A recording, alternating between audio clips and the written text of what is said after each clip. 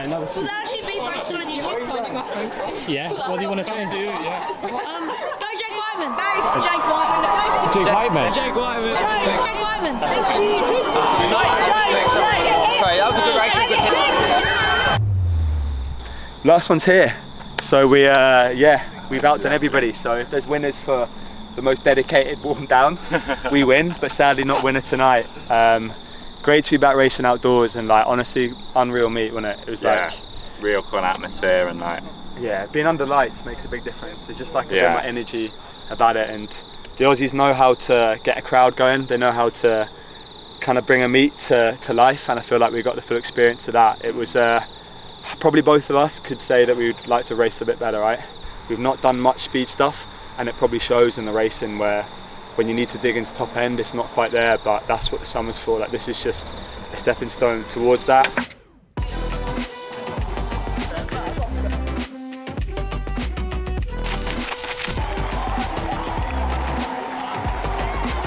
so I've not really raced in like a stadium with a crowd ever. Have you not? Like probably the biggest stadium I've raced in. Mate, the main thing is just racing. That's what I'm like looking forward to, is actually like getting stuck into the race. So yeah, it's good. We get so like caught up in the UK like weather, whereas here it's sunny every day. Like, what more can we ask for? It's not pissing down or anything like that, is it? Race is like your teammate. Yeah, right, so the main thing is, for me, like, he's done a lot for me, and like, I'm terrified of like tripping him up or something. So like, if I get like in right behind him and then like clip him or something, I feel so bad. It's very rare that you start a race day from your home, and this has been our home at Airbnb for the last week. So like, not being in a race hotel, it's quite nice. Feels like a little bit more familiar. Yeah. That's exciting. Like, you feel a bit of like anxiety before you come down. When you get down to the track, it kind of gets replaced by a bit more excitement, I think. Against Tom? Yes. We've actually not raced that many times, have we? No, I was saying like twice before maybe. Yeah, like it's nice going through stuff like this. Like, I think before British Champs even, in 22, we warmed up together, didn't we? Yeah. And it's like, even being in cool rooms with people like your mates is nice. It just takes the edge off it. Like, the warm-up doesn't need to be stressful. Like, the warm-up just needs to be as relaxed as possible, and part of that is just chatting and making it as normal as it can be. It's just like a session. Yeah, it's no different to the other days you've been here, is it? Yeah. Who was that? Stay. Well, I got a New Balance on the rules team, and it's his team. I don't know whether that'll excite him or throw him up. So I always do my beetroot juice 2 hours before. Started taking this like bicarb stuff, so that's 3 hours before. And then I'm going to take some caffeine just now, like 45 minutes or so before. So we do all that. But like, in terms of like superstitions, like, not really. But I think he's asked for like 152 through 800. So if I go through like a couple of seconds off that, like 54, even 55, like I'll be happy. And then make sure I'm in the pack with a bell to go on the bell lap, and then just. Yeah, it's alright, Nick. yeah, sorry. Yeah, it's fine. Thank you. Tagging it. Alright, do you want to flip that way? Yep.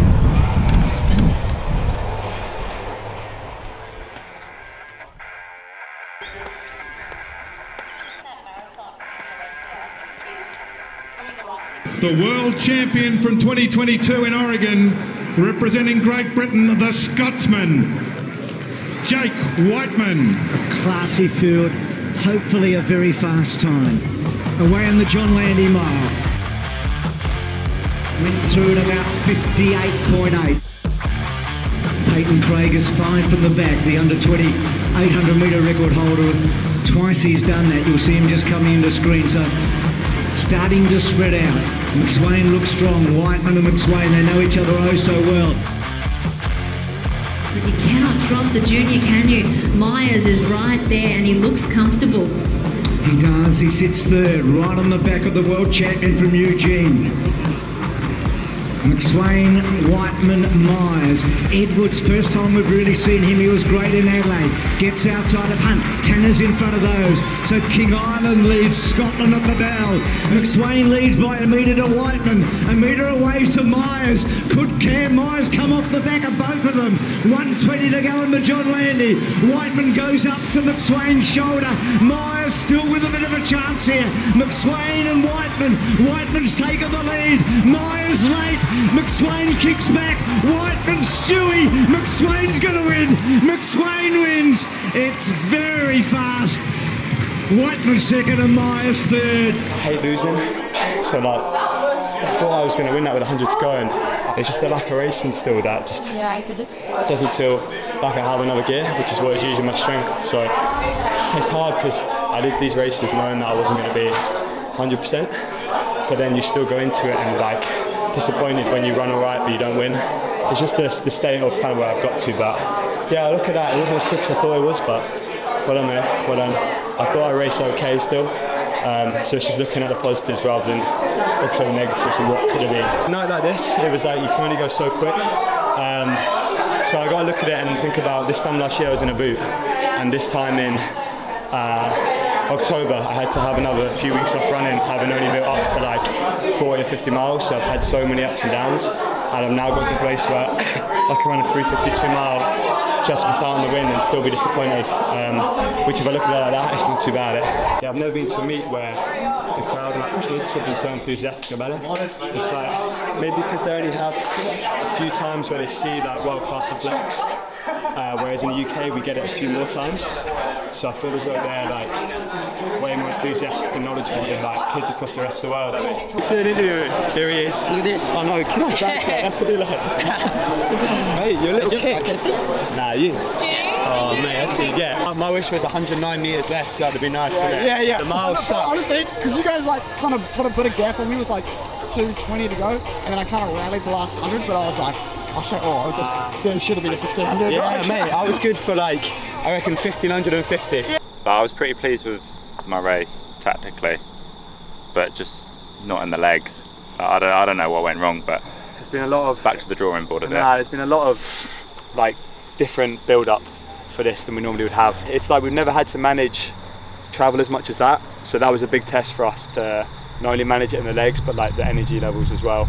Like even getting to the point where we were feeling like awake and ready by 8:20 when we raced, like that's only been the last few days that's come round. So yeah. Between you and Stewie there was only 0.11 seconds, so it's tough because it's like that's one of my strengths is being able to close a race well, and I just don't have that gear. So when we came to 100 to go, I was like I felt as though I had a good chance going past, and then I kind of did, and then as soon as you don't pull away, you know it's going to be tough, and it's just a battle of like strength then, which yeah, annoying not to like be able to hold out. And I think in hindsight I'd have probably gone a little bit sooner and just got a jump on him, but it's racing. Like it's probably the biggest like test I've had racing wise, coming off of a big spell of not doing it. It's taken a bit longer than I'd expect to kind of feel like I'm ready to race again, and that was a probably better race for me than Boston last week. So hopefully everyone's a building block towards a good summer. We've got potentially a chance to race again next week, if not the week after. So we're gonna kind of, I think, like sleep on it tonight and then see what we plan to do, because we're here. There's like a few good races still available. would that be close by?